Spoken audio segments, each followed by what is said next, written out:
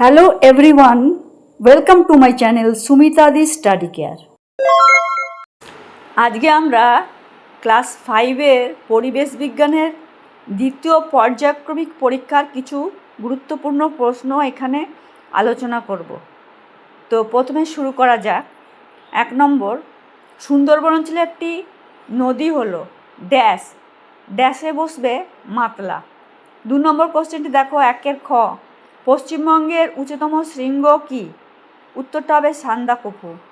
3 নম্বর, 1-এর গ, নদিয়া জেলার একটি অভয়ারণ্য হলো বেথুয়া ডহরি।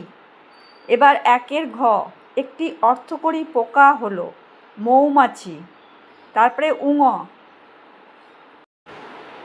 মাস্টারদা নামে পরিচিত কে? এটা হবে সূর্য সেন। আইআইটি শিক্ষাকেন্দ্র অবস্থিত কোথায়? এটা চয়ের প্রশ্ন, এটা হচ্ছে খড়গপুর। এবার 6, পশ্চিমবঙ্গের সবচেয়ে ভালো চা পাওয়া যায় ড্যাশ, এটা হবে দার্জিলিং। এবার 2-এর ক, স্বাধীন ভারতের প্রথম প্রধানমন্ত্রী কে? উত্তরটা হবে জওহরলাল নেহেরু। তারপর খ, কুলিক পাখিরালয় কোথায় অবস্থিত? এটার উত্তর হবে রায়গঞ্জ। গ, অযোধ্যা পাহাড় কোথায় অবস্থিত? এর উত্তর হবে পুরুলিয়া। তারপরে ঘ, পাট চাষ কোন সময় করা হয়? এটার উত্তর হলো গরমকাল।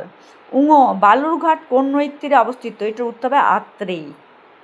এবার চ, এক শৃঙ্গ বিশিষ্ট গন্ডার কোন বনে আছে? এর উত্তর হলো জলদাপাড়া। এরপর দেখো আছে 3 নম্বরে, বাম স্তম্ভের সঙ্গে ডান স্তম্ভ মেলাও।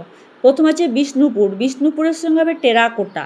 তারপর আছে জৈব সার হবে গোবর।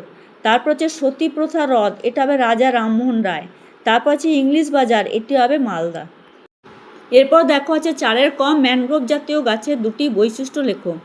এর উত্তর হবে 1 নম্বর, শ্বাসমূল ও ঠেসমূল দেখা যায়।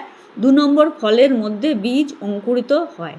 এবার ক্ষয়েরটা দেখো, পরিবেশ দিবস কেন পালন করা হয়? এর উত্তর হচ্ছে পরিবেশগত সমস্যা সম্পর্কে সচেতন ও পৃথিবীকে রক্ষা করার বিভিন্ন পদক্ষেপ অনুপ্রাণিত করার জন্য পরিবেশ দিবস পালন করা প্রয়োজন।